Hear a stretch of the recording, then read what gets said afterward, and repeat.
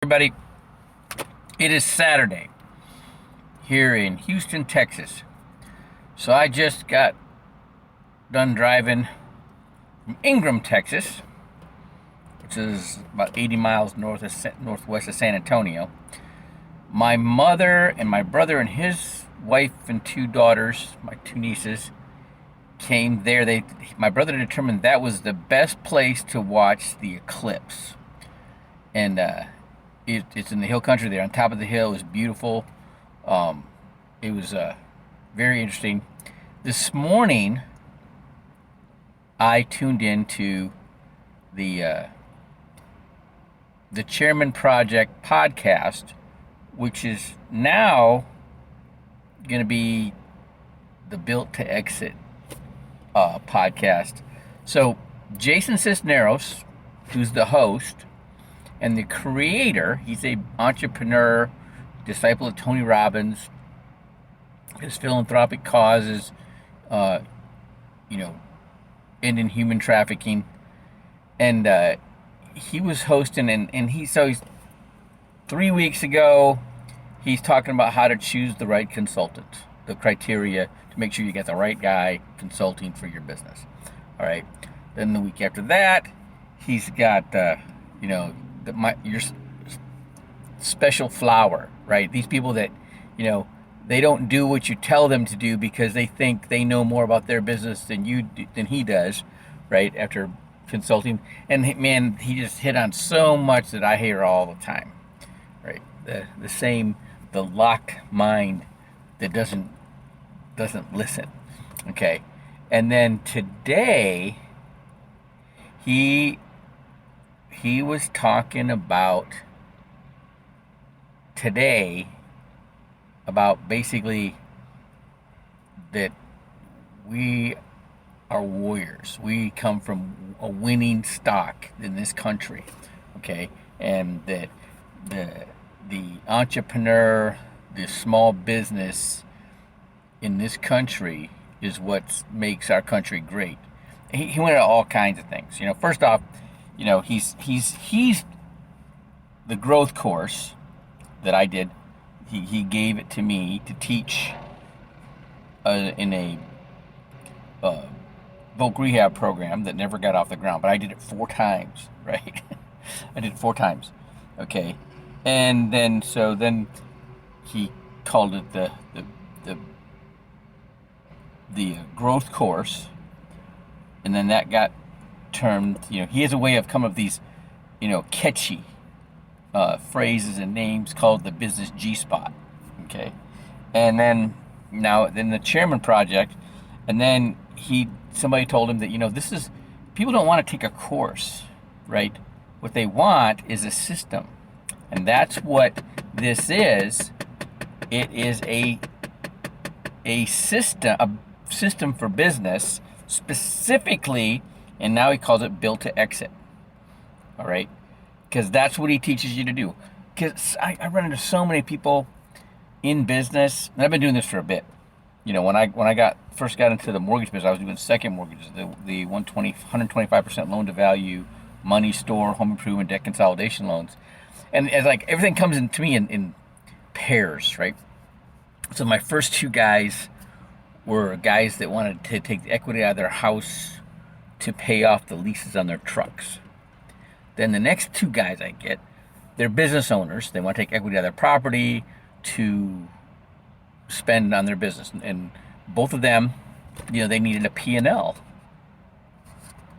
like a business loan. They needed a profit and loss, and they didn't have it. They were commingling their funds like crazy, using the same account, their checking account, their personal checking account for their business. They didn't know. They don't know, right? So I went through this guy's bank statements for a year, line by line, transaction by transaction. Is this a business expense? Is this a personal expense? Is this income from your business or from somewhere else? And so we did it. We got the P&L done, and I had to do that a couple times. I've had to do it multiple times. All right, and so people are good at focusing on making money. And that's probably what most people are focused on. If you're not talking to them about making more money, you can't talk to them about saving more money. Because most people, you know, it's finding a needle in a haystack, trying to find that guy who's got more money than he knows what to do with, and he's trying to find somewhere to put it, right? Most people, you got to help them figure out how to reduce their expenses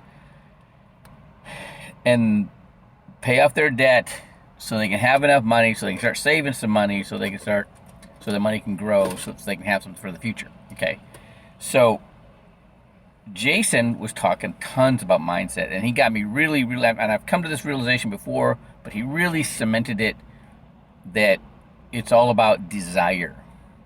If somebody's not showing you they have desire to do any better than what they're doing, you can observe them and you can figure out what their aptitude is and what skills they may have or talent. He talked a lot about that today. Talents that they have that they could do better. But if you got to show them they got it, then it's going to take, you're pushing a rope, right? Trying to get them to do something with it. Now, if somebody comes at you and they say, listen, I got this. I was on a podcast, another Navy SEAL, got a degree in business, had a bunch of other ex-Navy SEALs. Man, these guys wanted it. They had an idea. It could have been a new design for a rucksack or a sling to carry a weapon, or most of the time it had something to do with the military gear, or something to do with a military angle to it, right? Being a contractor or something, right? But they just had no idea how to do business, and so they're getting with this guy. He's gonna hook him up with this Israeli SEAL they're gonna get him grants and send him to Israel to be mentored under this guy, right? And I'm like, wow, that's taking a chance there, right? But they like working with Navy SEALs and special boat unit guys and special operators, because they're coachable, right? Okay, these guys had a desire, and if you got a desire in anything, all right, you'll produce. And I got stories to actually write a book, all right?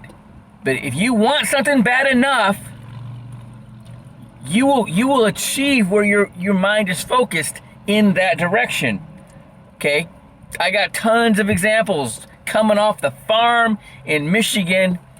What were the odds that I was going to end up in the same gym as Roy Jones Jr.? I was going to be able to train with Sugar Ray Leonard. I was going to fight the #1 guy in the country, the top guy, won the first berth in the '88 Olympic trials, and we got it on. And it was the fight of the century, man. And he'll tell in his book. Yeah, I'm not in the book. But when I bought it, he autographed it, said I was the toughest fight he ever had. Okay, and that came from coming off the farm, using a 100-pound sack of grain hanging from the rafters in the barn as a heavy bag, using a pair of snowmobile gloves. Yeah, that was like hitting bricks, man. But my point is, I had the desire. And that's what he was talking about today. And this country was established by people with desire. Okay, and if you don't have desire, who do you know that does, right? But that's what it makes it, having that desire. And he went on about that. Just people that just figure out how to do it. And that whole podcast was full of those people. Isn't that something? That was awesome. And if you're one of those people, you need to tune into the Built to Exit podcast, but with Jason Cisneros. Find him on Twitter. Look for the Chairman Project. Look for all these things. Look for the Growth Course. Look for Business G-Spot. Look for Chairman Project. Look for Built to Exit. All right, Jason Cisneros. But find him, get on the podcast Saturday mornings at 8 o'clock Central Time. All right, and take notes, because he talks a lot right? And you got to like take notes and listen, all right? And you'll hear, I listened to this 4 times. I listened to it live, regular speed, then I listened to that recording again, regular speed, then I listened to it twice the speed, 2 times the speed, all right? And, rehashed it all on the way from Ingram, Texas, here to Houston, all right? And I took notes about it, right? There's, what he's doing. Everybody, what I'll tell you what. My selfish reason is because he's talking about to all these business owners about doing what I know they need to do, but I can't take away from my business to help them, other than direct them to him. And then once he gets them to the point where they're making that, they have that cash flow, and then we can start putting together a plan for them and their employees, right, and their families, okay? But I can't promote the Build to Exit podcast by Jason Cisneros enough. All right. Have a great Saturday.